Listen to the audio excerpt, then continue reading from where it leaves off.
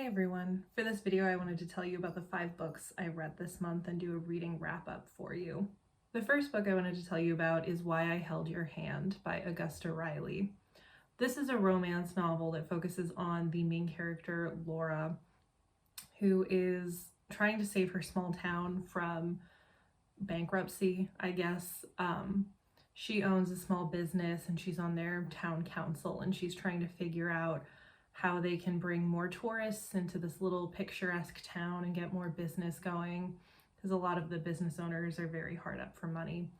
And they bring in an outside PR team to help. And of course, she falls in love with 2 men on this 3-person PR team. She's too torn between them to choose. I really liked this book. I thought it was a fun read.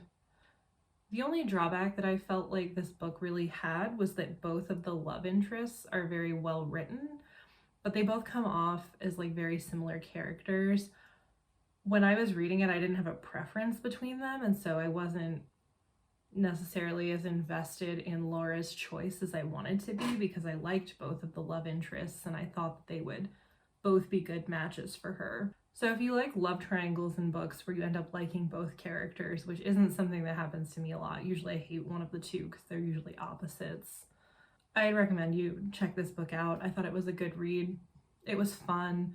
It was pretty fast-paced. I felt like it went very quickly. I would recommend it. The next book I read in April is called After Alice Fell by Kim Taylor Blakemore. I also received this book through NetGalley, and I enjoyed this book a lot. I had chosen it because it was historical fiction, but I was really curious because there's some sort of like mystery element to it. So the book focuses on the main character, Marion, who's dealing with family trauma and trauma from having been a nurse in the Civil War and trauma from her husband dying. And so she has to move in with her brother and his family.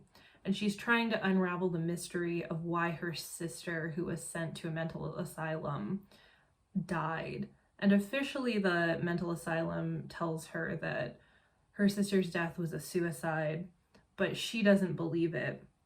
She thinks there was foul play involved, and so she's determined to get to the bottom of this. And I don't want to spoil the mystery for you and tell you what really happens, but it's really interesting to watch because you hear about how her sister's crazy and that's why she had to be put in this asylum. And I won't spoil it, whether or not her sister really did have issues or what was going on with that. But it's interesting to watch her kind of slip further and further, like this descent into madness, trying to figure out this mystery and whether or not she herself is mentally ill or whether it's the people around her.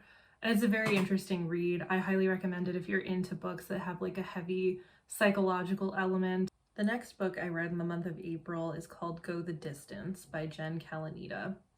This is one of the Disney Twisted Tales young adult books that they've been putting out by various authors.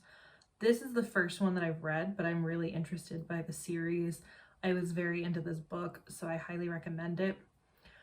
This book takes place immediately after the movie Hercules ends. The book's opening scene is Meg and Hercules going up to Mount Olympus, and Hercules becomes a god, but Meg is still human.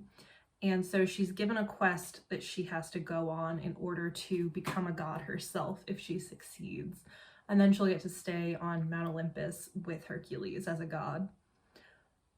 I really like this book because Meg is one of my favorite Disney characters, and so this gives her character a lot more depth.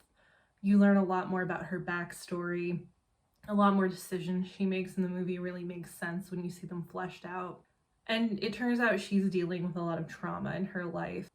I think especially for the age group that would be reading this book handles a lot of things very well, like loss and abandonment and parental trauma and all that. This book is so good. I highly recommend it. It really gave me Percy Jackson and the Olympians vibes, so if you like that or you love the movie Hercules, I really think you'll like this book. I gave it 5 stars. I would honestly read it again if I had the chance. So I highly recommend this book to anybody who thinks it sounds interesting. The next book that I read in April is called The Savage Instinct by Marjorie DeLuca. This was another book I got from NetGalley. This book I wasn't such a fan of. It's the 3rd book I've read recently where the main character ends up in an asylum, forcibly committed against their will. And that's not really a trope I like.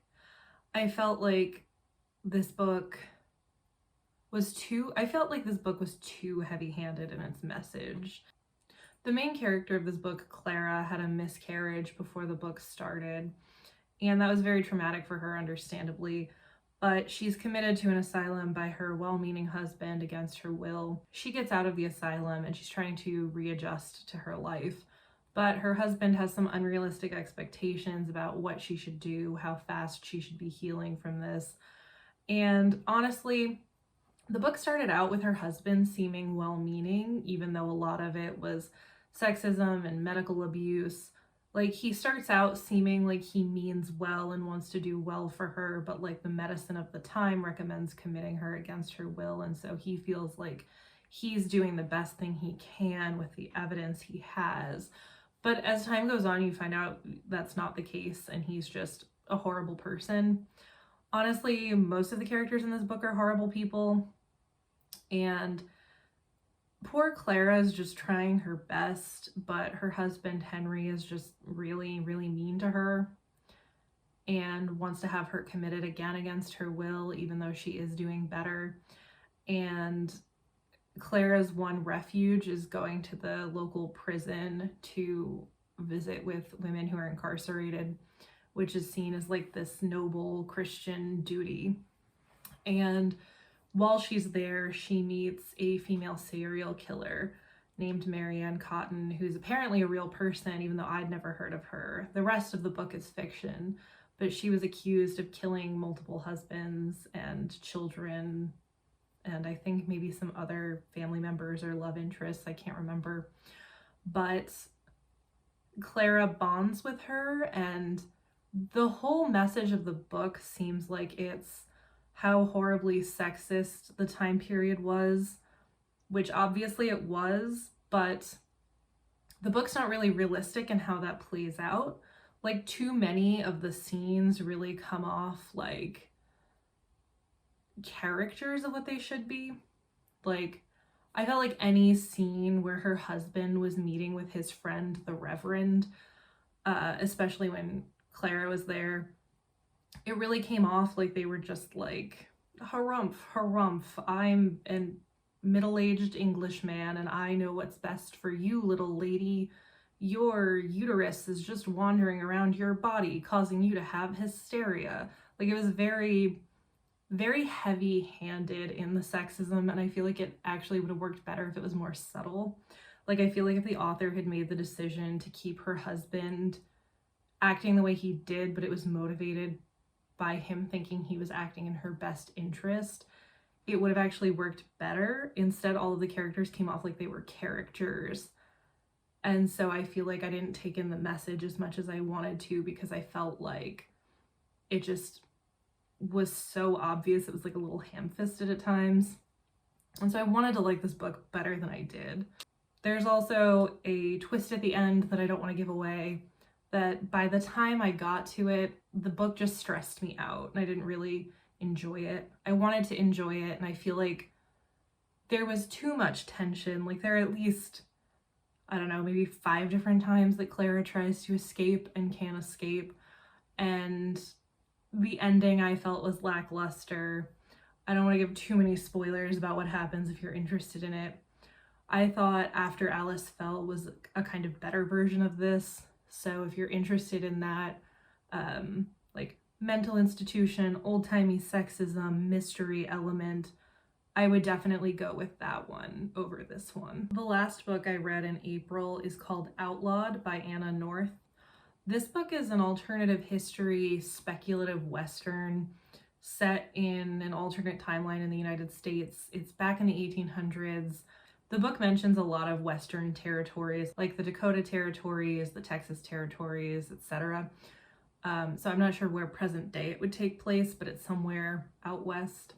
In this book, there was a really bad flu that killed a lot of the population. And as a result of that flu, a new religion kind of sprung up. It's this sort of religious cult around the idea of baby Jesus specifically and Mary as his mother.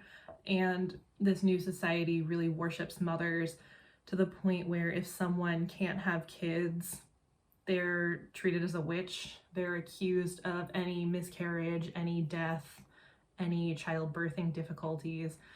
And so the main character in this book, Ada, her mom is a midwife and treats a lot of people in this town. But since Ada has been married for a year and hasn't been pregnant, and she's caught cheating on her husband in an attempt to get pregnant, she's kicked out of her husband's parents' home where they live, and she gets accused of being a witch, and so she has to flee. And she ends up in this outlaw gang. The interesting thing about this outlaw gang is that they very clearly state that it's all people who were assigned female at birth and have been driven out of their respective homes for a variety of reasons take refuge together in this place. And it plays really interestingly with gender identity, gender expression, sexuality. And since it takes place in a time period where those things as constructs didn't exist like we have them today, there really is a gray line with a lot of the things they handle, like where gender expression and gender identity meet, where's the line between the two, things like that. And so I thought the book was really interesting for that reason. I really liked the book up until near the end, probably about 3/4 of the way through. There was a character that I got really attached to who ends up dying, and I don't want to spoil that for anyone who hasn't read it. But I just felt like the character's death didn't serve any purpose. Like, if the character just hadn't been in the book at all, that would have been fine. But instead, this character serves to bond with Ada, make her happy, and then she experiences their loss. But the loss never impacts her. Like, this character could have just not existed and it would have been the same outcome. Or the character could have survived and had relatively the same outcome. And so I just didn't like the choice to kill off this character. That kind of frustrated me and honestly soured me on the rest of the book. I also got very frustrated with the dynamics of this group. I got very frustrated with the leader of this group and how they made a lot of choices and group decisions.